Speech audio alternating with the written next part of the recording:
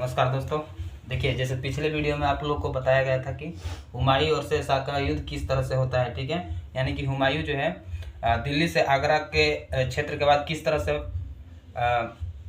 बिहार और बंगाल तक अपने क्षेत्र को अधीन करने में अपने क्षेत्र को अधीन करने में किस तरह से संघर्ष करता है। और फाइनली देखा जाए तो हुमायूं शेरशाह जो है, जो कि बिहार के क्षेत्र से अफगान से संबंधित है, शेरशाह जो है हुमायूं को बुरी तरह से हराता है और भारत से बाहर निकालने को मजबूर करता है। ठीक है, जो कि इसमें आपका महत्वपूर्ण युद्ध आते हैं, कनौज का युद्ध और चौसा के युद्ध आते हैं, जो कि हुमायूं और शेरशाह के द्वारा युद्ध करी जाती है।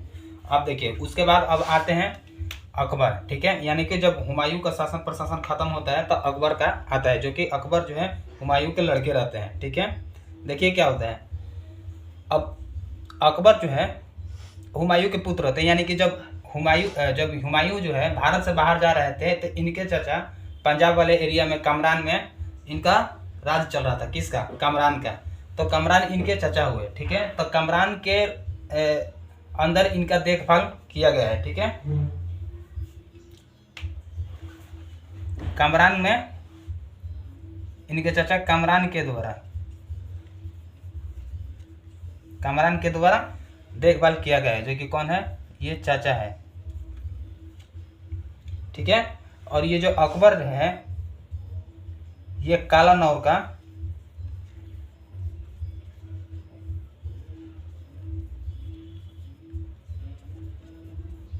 का सूबेदार बना गया है, जो कि कहाँ से है? पंजाब में आता है। ठीक है, ये कालानौर का सूबेदार बन गया जो था, जो कि इसका उम्र 13 वर्ष में ही यह कालानौर का सूबेदार बन गया था। ठीक है, देखिए अब आगे देखते हैं। तो अकबर का अगर कठिनाइयों को अगर बात करेंगे, किस तरह से अपने साम्राज्य को यानी कि भारत में आता है और अपने भारत में आने के बाद किन किन समस्याओं को सामना करता है, उसके बारे में हम यहाँ पर चर्चा करेंगे।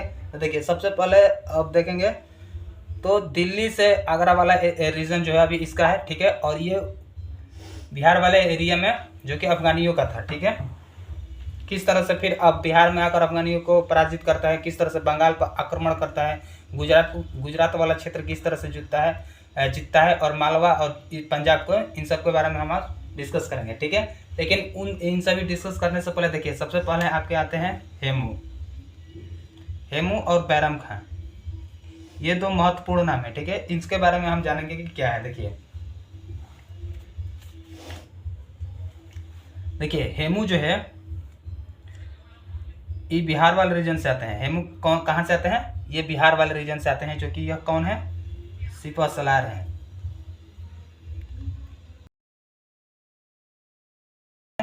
यह सिपह सलार है, जो कि किसका है? आदिल शाह का।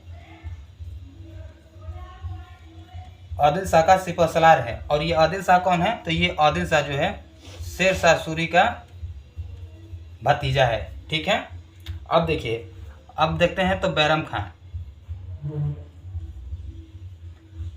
क्या है? तो बैरम खान जो है मुगल से संबंधित था, मुगल खान से संबंधित था, जो कि इसने क्या किया? खान ए खाना की उपाधि धारण करता है और मुगल राजाओं को एकत्रित करता है और फिर दिल्ली वाले रीजन पर आक्रमण करता है और जीतने का कोशिश करता है। ठीक है, देखिए खान ए खाना को उपाधि करने के बाद अगर इसका पर्सनली अगर बात कर जाए तो बैरम खान जो है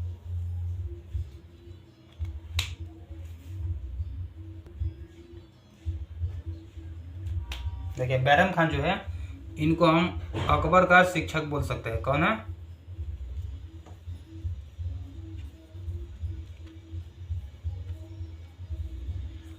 ये अकबर का शिक्षक है तथा ये मुगल वंश के वकील भी इनको माना जाता है। बैरम खान जो है ये पूरे मुगल राजाओं को एकजुट करते हैं और एकजुट करने का प्रयास करते हैं। ठीक है, अब देखिए, अब हेमू जो है आपका बिहार वाले रीजन में है। तो हेमू को जो है इनको आदिल शाह के द्वारा विक्रमजीत का उपाधि दी जाती है। ठीक है, और इनके काम ये दिया जाता है कि इनके क्षेत्र से जो भी मुगल है उनको बाहर कर दिया जाए। ठीक है, तो हेमू जो है ना टोटल 22 लड़ाइयाँ लड़ते हैं। ठीक, 22 लड़ाइयाँ लड़े हैं, जिनमें एक भी नहीं हराया है। ठीक है, इसके वजह से आदिल शाह जो है इनको विक्रमजीत की उपाधि देते हैं और इस तरह से मुगलों को बाहर खदेड़ने में भी सफल होते हैं, जो कि ये आते हैं सफल होते हैं। ठीक है, और बैरम खां जो कि है यह अपने सभी मुगल राजाओं को एकजुट करने का प्रयास करता है। देखिए, हेमू के द्वारा 22 लड़ाइयाँ लड़ी गई थी, जिसमें एक भी पराजित नहीं हुआ था। ठीक है, और हेमू जो है दिल्ली तक, कहाँ से,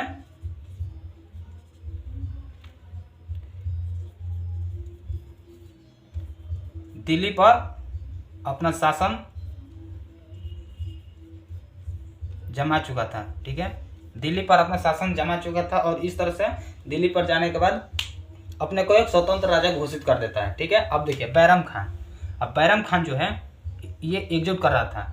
एकजुट करने के फलस्वरूप देखा जाए तो सबसे पहले देखेंगे तो पानीपत का युद्ध आता है। ठीक है,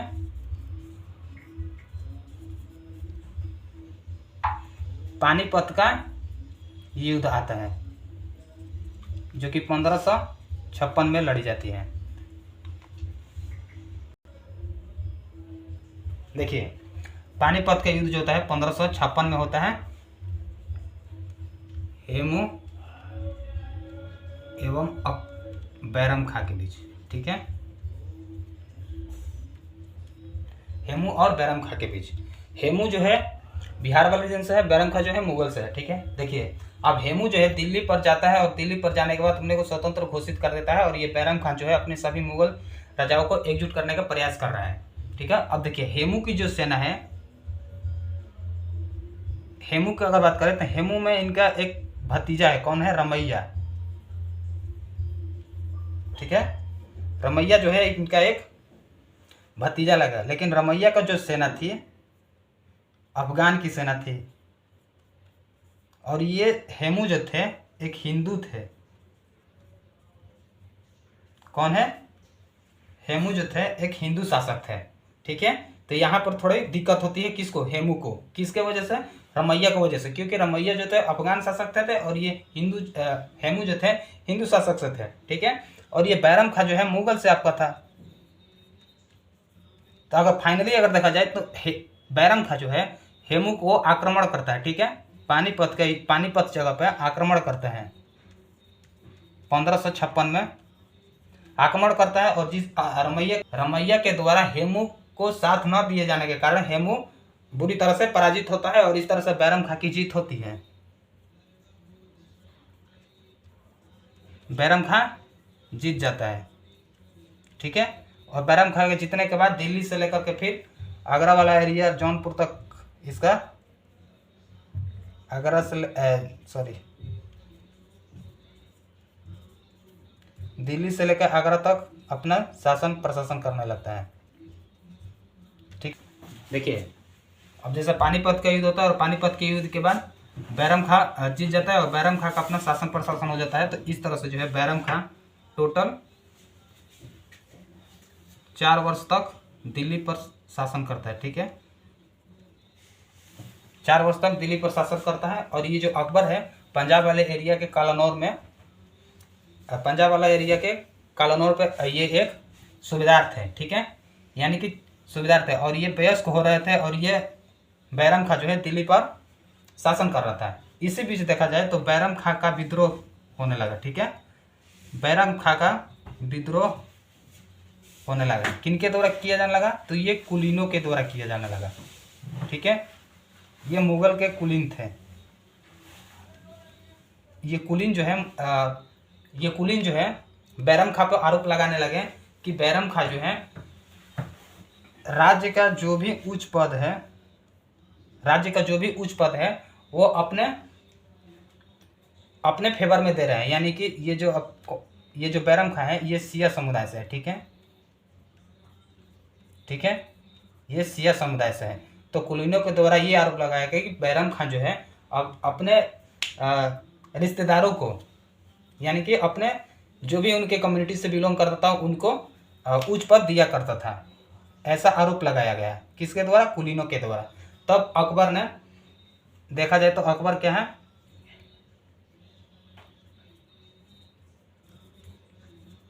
अकबर को यह एहसास हो गया कि शासन प्रशासन अब अपने हाथों में लाना चाहिए, यानी कि दिल्ली का राजा खुद बनना चाहिए। ठीक है, तो इस तरह से अकबर जो है एक दिमाग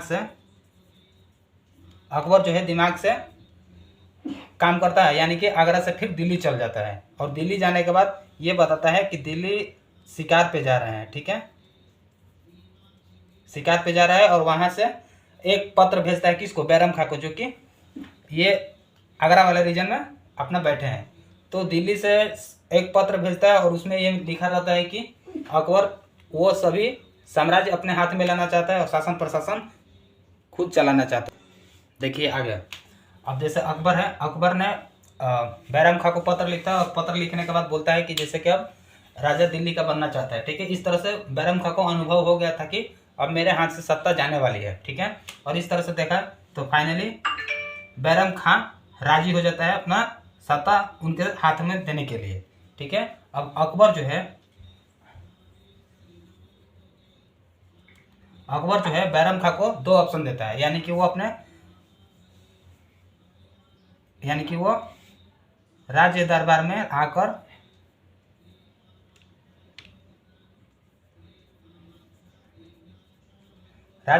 आकर अपनी जनता की सेवा करे या कोई उच्च पद धारण करे, या दूसरा है आपका जो कि मक्का मदीना का ऑप्शन देता है कि वो चाहे तो मक्का मदीना जा सकते हैं। इस तरह से 2 ऑप्शन देता है, तो जो कि बैरम खां है जो मक्का मदीना जाता है और इस तरह मक्का मदीना जाने के बाद ही गुजरात के एक जगह है, गुजरात में पाटन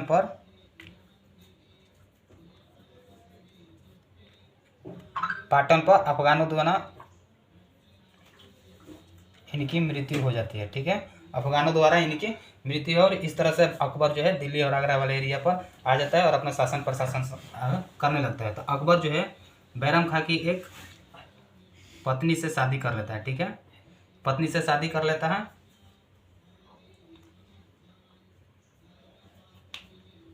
अब आगे देखते हैं इनका अकबर का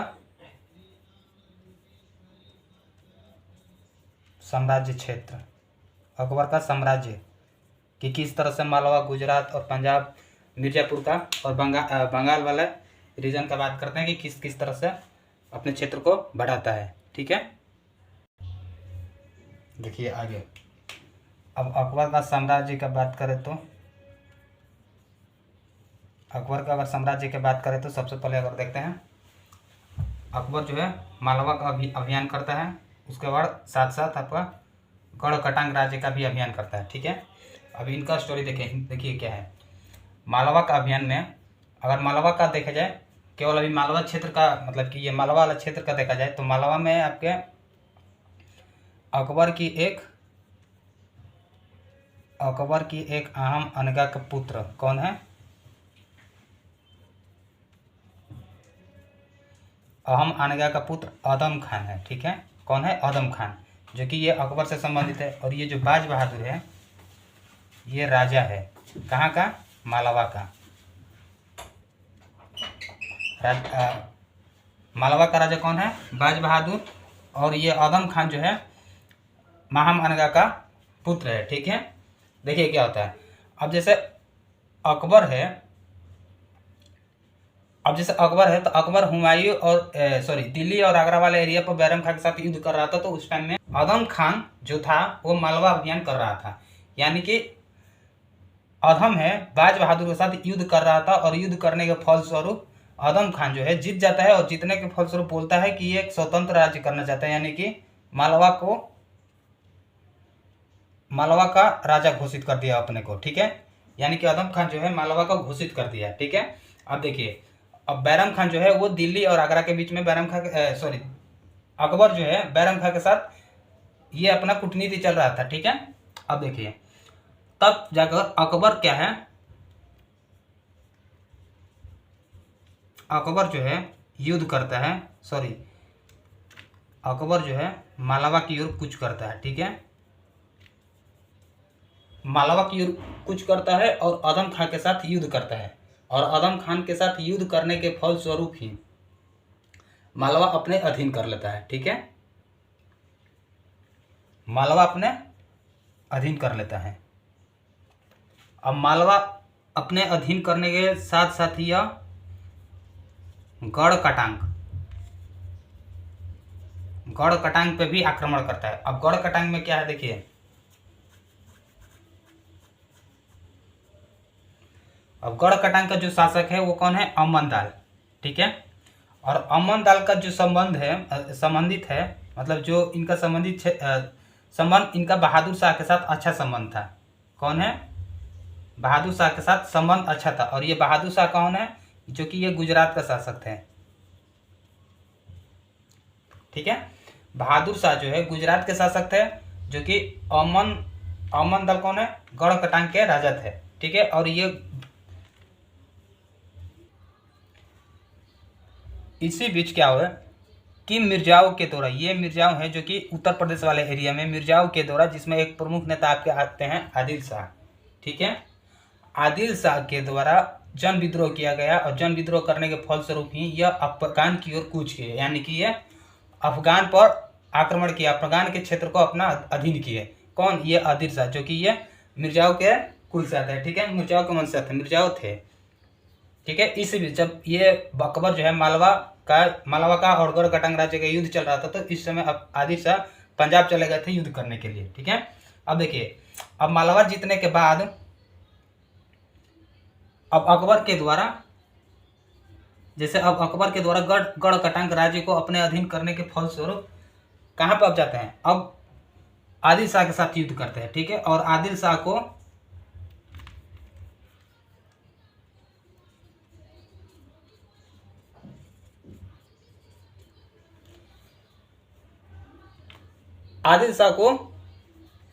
युद्ध में हराता है, यानी कि आदिल शाह के विद्रोह को दबाता है, उनके विद्रोह जो कर रहे हैं उनको दबाता है। और दबाने के फलस्वरूप ही ये आदिल शाह मिर्जा जो है ये गुजरात और मालवा वाला एरिया में आ बसे, ठीक है।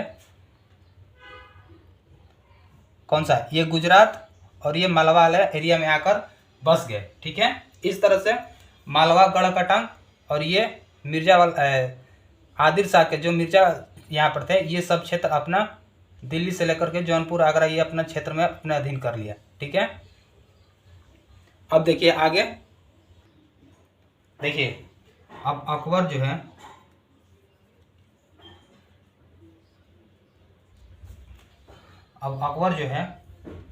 मिर्जाओं के विद्रोह को कुचल दिया अफगान के साइड में, ठीक है। यानी कि ये यूपी के जो मिर्जाएं हैं ये विद्रोह कर रहा था आदिल शाह के नेतृत्व में, और आदिल शाह नेतृत्व में पंजाब की ओर कूच किया था, जो कि अकबर के द्वारा इन विद्रोह को कुचल दिया गया, ठीक है। और देखिए अकबर के द्वारा अफगान जाते समय राजस्थान के कुछ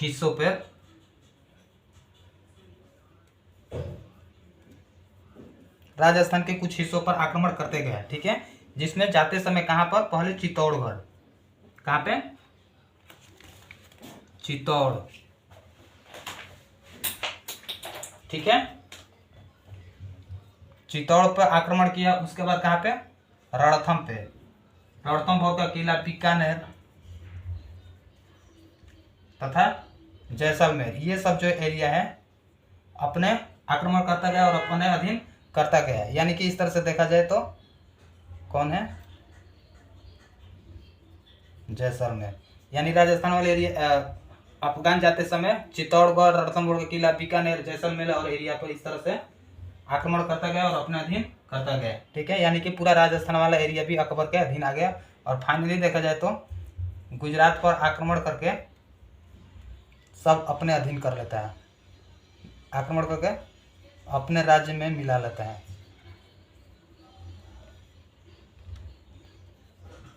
अपने क्षेत्र में मिला लेता है। और अब गुजरात पर आक्रमण करने का रीजन क्या है, आक्रमण करने का रीजन ये है कि गुजरात वाला जो क्षेत्र है हुमायूं के द्वारा जीता गया था पहले।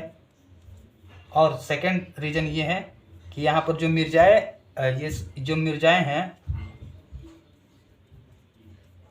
मिर्जाएं जो है विद्रोह करके पंजाब वाले एरिया में चले गए थे, जो कि अकबर के द्वारा हराए गए थे, वो फिर गुजरात में आकर बस गए थे। ये दो रीजन है जो कि अकबर के द्वारा गुजरात पर आक्रमण किया गया, क्योंकि अकबर गुजरात को एक अपना दुश्मन मानता था, क्योंकि यहाँ पर मिर्जाएं आकर बस गए थे, ठीक है। और फाइनली अगर देखा जाए तो अब बंगाल की ओर जाता है, ठीक है। इस तरह से बंगाल का अभियान देखते हैं। देखिए बंगाल का अगर अभियान देखा जाए तो बंगाल में कौन है, दाऊद खां। बंगाल में किसका शासक है, बंगाल में दाऊद खां का साम्राज्य है, ठीक है। दाऊद खां पर साम्राज्य है और अकबर के द्वारा सबसे पहले पटना पर आक्रमण करी जाती है और पटना पर आक्रमण करने के फलस्वरूप पटना पर अपना सेना संचार की व्यवस्था करता है। सेना संचार की व्यवस्था करने के फलस्वरूप बंगाल पर आक्रमण करके दाऊद खां को पूरी तरह से हरा देता है, ठीक है। तो इस तरह से अकबर का साम्राज्य का पूरी तरह से विस्तार होता है, ठीक है। तो ये रहा आज का वीडियो, तब तक के लिए जय हिंद।